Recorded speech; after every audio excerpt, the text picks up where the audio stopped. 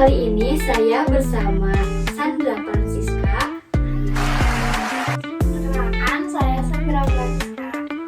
Kali ini kami akan membahas tema yang seru, yaitu tentang bahasa dan literasi anak usia dini. Apa kabar? Kabar baik, alhamdulillah.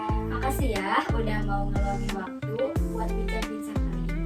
Hari ini kita mau membahas sesuatu yang penting banget, yaitu gimana sih bahasa sama literasi anak itu ngaruh pada anak usia dini. Menurut Sandra, kenapa sih ini penting banget?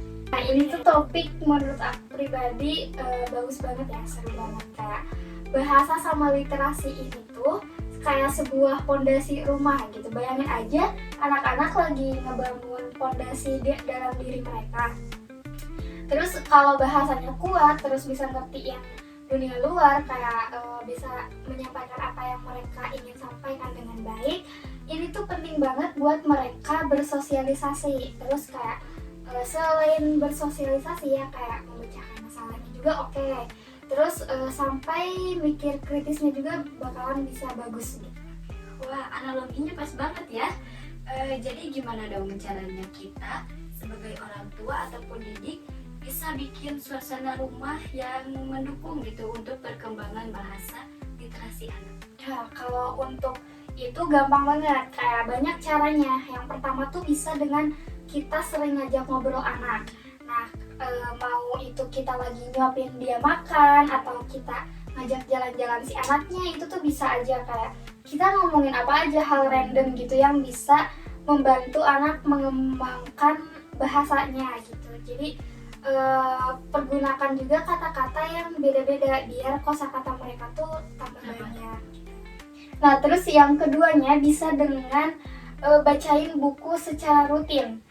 Kayak sebelum tidur, anak-anak kan suka banget dongeng ya, cerita-cerita gitu.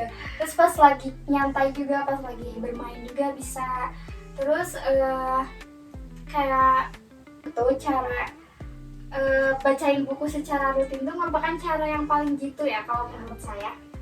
Kayak mereka dikenalin dengan dunia kata, terus irama bahasanya, terus sama isi ceritanya juga. Nah, jadi biarin aja mereka pilih buku mereka yang secara gitu, tunjuk-tunjuk gambarnya, terus kayak tanya-tanya soal ceritanya, itu bisa banget. Terus kalau buat yang ketiga, ini tuh bisa dengan kayak kita bermain peran atau nyanyi-nyanyi gitu. Nah, kayak lagu anak-anak kan punya rima tertentu gitu, punya gerakannya juga. Nah, itu tuh bisa sekaligus ngimbangin imajinasi mereka juga. Terus bisa nih dengan sediain juga buku-buku atau majalah anak gitu. Asik banget ya kedengarannya. Tapi jujur aja ya, anak-anak kan sekarang gampang banget tertarik sama gadget. Nah, gimana sih caranya biar penggunaan gadget ini seimbang sama aktivitas yang tradisional tadi? Kalau terkait gadget itu memang tantangan di zaman sekarang ya, kayak zaman now apa sih yang enggak gitu ya. Nah, kuncinya itu ada di moderasi sama pengawasan orang tuanya. Gadget itu bisa kok jadi alat permainan gitu ya buat pembelajaran edukatif si anak kalau isinya tuh emang yang edukatif. Jadi kita juga harus memilih-milih konten buat anak juga. Terus penting banget buat batasin waktunya. Jadi anak-anak tuh punya screen time sendiri gitu. Minimal 1 minggu tuh berapa hari gitu atau berapa jam. Nah, kayak gitu. Setuju banget ya kalau gitu. Ada nggak sih tanda-tanda atau kode dari anak kalau perkembangan bahasa literasi mereka itu udah bagus? Gimana sih? Nah, kalau itu tentunya ada dong. Kayak kalau bahasa, anak dengan perkembangan bahasanya yang baik itu biasanya mulai ngomong 1 kata, 2 kata. Terus kalau tambah baik misalnya perkembangannya tuh bisa nyambungin dari 1 kata, 2 kata itu menjadi 1 kalimat yang sederhana gitu, kalimat yang sederhana. Terus bisa juga dari kalimat-kalimat itu bisa menjadi sebuah untayan kalimat yang mereka sampaikan gitu. Nah, kalau ada orang tua yang mulai khawatir sama perkembangan bahasa atau kapan ya sebaiknya mereka nyari tahu bantuan?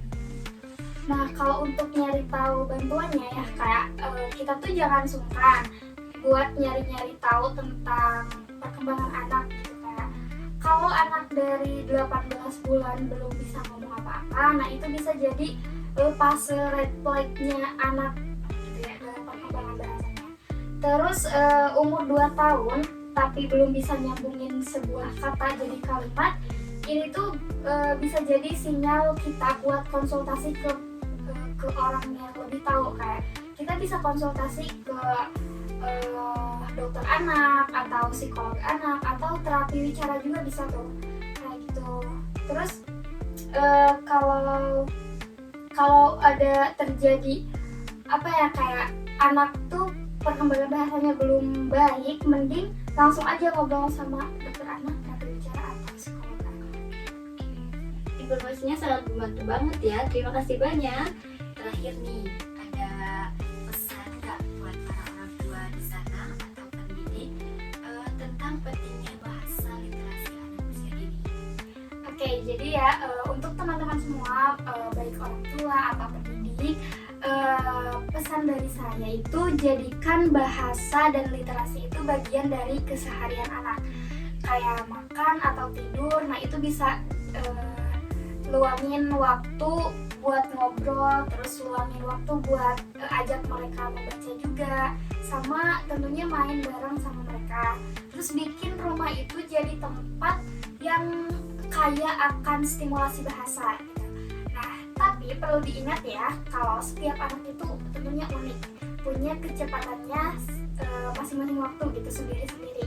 Jadi nikmatin aja prosesnya dan kasih dukungan yang penuh. Bahasa sama literasi itu bukan cuman buat pintar di sekolah doang, tetapi juga buat ngebangun hubungan, kayak bikin mereka makin penasaran, terus dan biar mereka jadi pembelajar sejati seumur hidupnya. Karena investasi kita di sini tuh investasi kita ke anak kita gitu ya, bakal punya dampak yang gede banget buat masa depan mereka. Terima kasih kepada Sandra yang telah meluangkan waktunya untuk berbagi informasi terkait bahasa literasi anak ini.